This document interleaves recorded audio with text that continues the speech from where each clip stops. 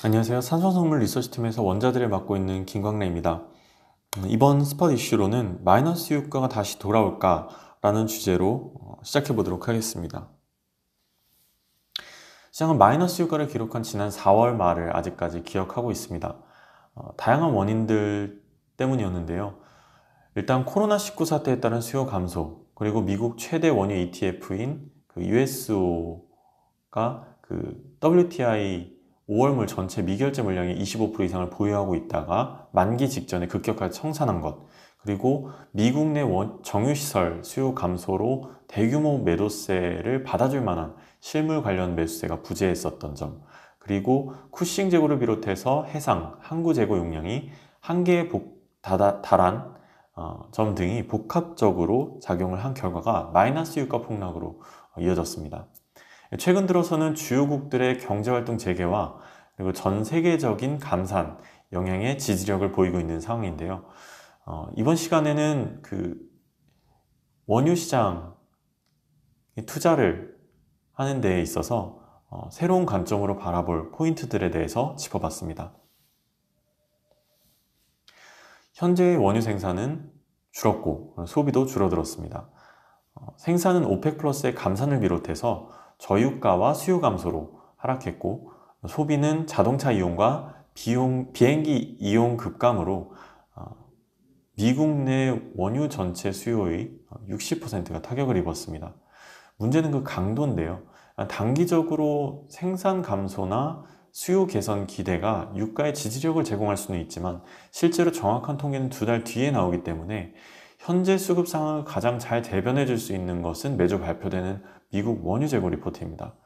과거 사례를 살펴보면 지금과 같이 급격한 수요 감소로 인한 원유 생산과 정제 수요 급감 이후에 수요가 회복될 때 생산 회복 속도가 가동률의 회복 속도를 따라가지 못해서 원유 재고가 급격하게 감소하는 현상이 두드러지게 나타나곤 했습니다. 간단한 예로 하루 200만 배럴가량의 원유 생산이 뒤처져도 한 주간 1,400만 배럴의 재고가 감소할 수 있는 것입니다. 참고로 쿠싱 지역의 재고 캐파는 전체 7,100만 배럴 수준입니다. 향후 재고 급감 이슈로 유가가 급등할 경우에는 단기 고점 매도 기회로 삼을 수 있겠습니다. 오펙 플러스가 970만 배럴 감산 합의를 이행 중인 가운데 사우디와 UAE 그리고 쿠웨이트가 미국의 압박을 이기지 못하고 120만 bpd 추가 감산을 선언했습니다. 오펙 플러스의 감산이 실제 5월부터 시작되었지만 코로나19 확산에 따른 시장 수요 감소분에 크게 미치지 못하기 때문에 유가 하락을 방어하는 수준에 지금 불과한 상황입니다. 문제는 내부적으로 상당히 불안한 상황이라는 점인데요. 오펙 내 생산 규모가 3위인 이라크의 경우에는 반년간 총리가 공석으로 있었고 신규 내각을 막 구성하고 있는 상황인데 메이저사들과 100만 bpd에 대한 감산 합의는 아직 이루어지지 않은 상황입니다. 이라크는 이라크전 이후에 단일 국영기업이었던 것이 이제 민영화가 되면서 대부분 메이저사들이 차지해서 운영을 하고 있습니다. 한편 나이지리아는 이미 극심한 재정 악화로 인해서 IMF와 세계은행에 수십억 불의 구제금융을 신청한 상태인데요. 이러한 재정 악화는 전체 수출의 80% 이상이 원유를 차지하는 대부분 오펙국들에게도 매우 큰 지금 부담으로 작용하고 있습니다.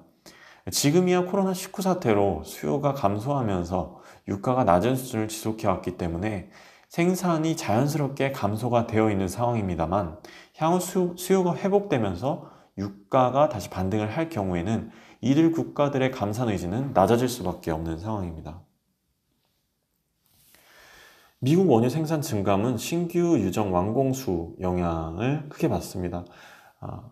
EIA에서도 향후 생산 전망치를 예측할 때 현재 가동되고 있는 액티브 리그, 현재 가동 중인 리그 수를 통해서 2개월 뒤 생산 규모를 전망을 합니다. 매주 발표되는 액티브 리그 수와 2개월 후 원유 생산이 일반적으로 가장 유의미한 정의 상관관계를 보입니다. 향후 사업성과 유질 테스트, 그리고 수압 파쇄, 압력 공정 등을 거쳐서 완공 유정과 그리고 풀먼스의 생산이 이루어지는 시점인 프로덕션 1 피리어드까지 약 2개월가량이 소모되기 때문입니다. 통산적으로 그 금주 액티브 리그스가 증가를 하면 투자가 지난주보다 활발하게 진행되고 있다라고 해석이 됩니다. 이 액티브 리그스는 최근 들어서 유가 급락과 수요 부진 영향으로 신규 투자가 급격하게 감소해 2009년 이후 최저치인 290기를 기록을 했고요.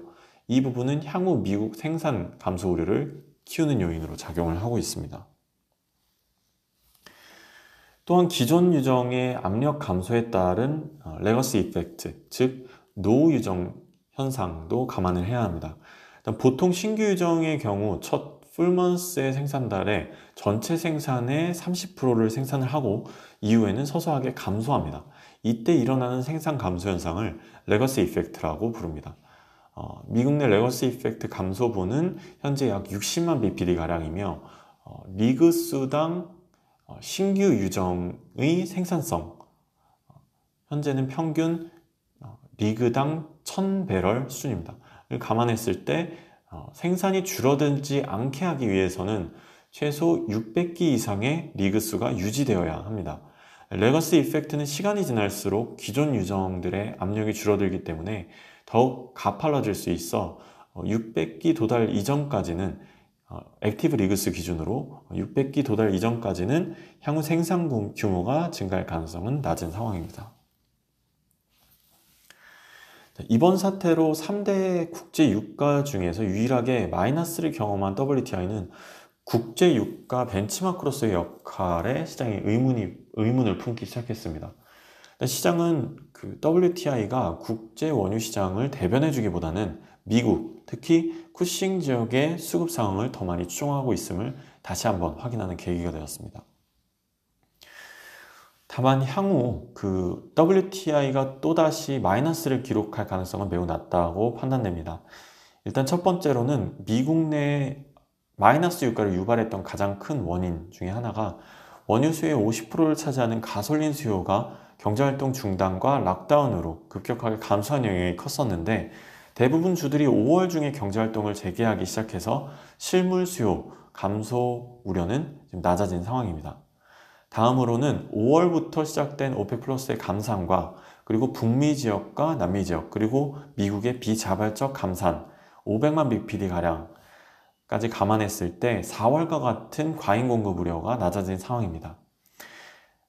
세 번째로는 마이너스 유가를 기록한 WTI 5월물 전체 매수 미결제를 들고 있던 전체 매수 미결제량의 25% 이상을 들고 있던 USO가 만기 매도를 쏟아냈던 4월과는 달리 약관 변경, 그러니까 최근 월물 100% 매수해서 분할 매수로 변경을 단행하면서 6월물 만기인 5월 19일 시점에 매도 쏠림 현상을 최소화했고요. 그리고 전 세계 주요 ETF들도 극심한 콘텐고와 최근 월물의 변동성을 우려해서 만기 이전에 이미 차월물과 차차월물로 롤오버를 끝마친 상황이기 때문에 만기 도래 시 최근 월물의 극심한 가격 하락은 재현될 전망입니다. 이러한 이유들로 인해서 앞으로 다가올 6월 만기는 6월 만기 전후로 마이너스 유가가 또다시 발생할 가능성은 낮다라고 판단됩니다. 향후 시장은 코로나19 사태가 피크를 지났다는 인식과 그리고 자연스러운 생산 감소, 그리고 미국의 되살아나는 가솔린 수요 영향에 완만한 상승세를 이어갈 전망이며 조만간 30불 상향 돌파를 시도할 것으로 예상하고 있습니다. 이상으로 원유 전망을 마치도록 하겠습니다. 지금까지 삼성선물 리서치팀에서 김광래였습니다. 감사합니다.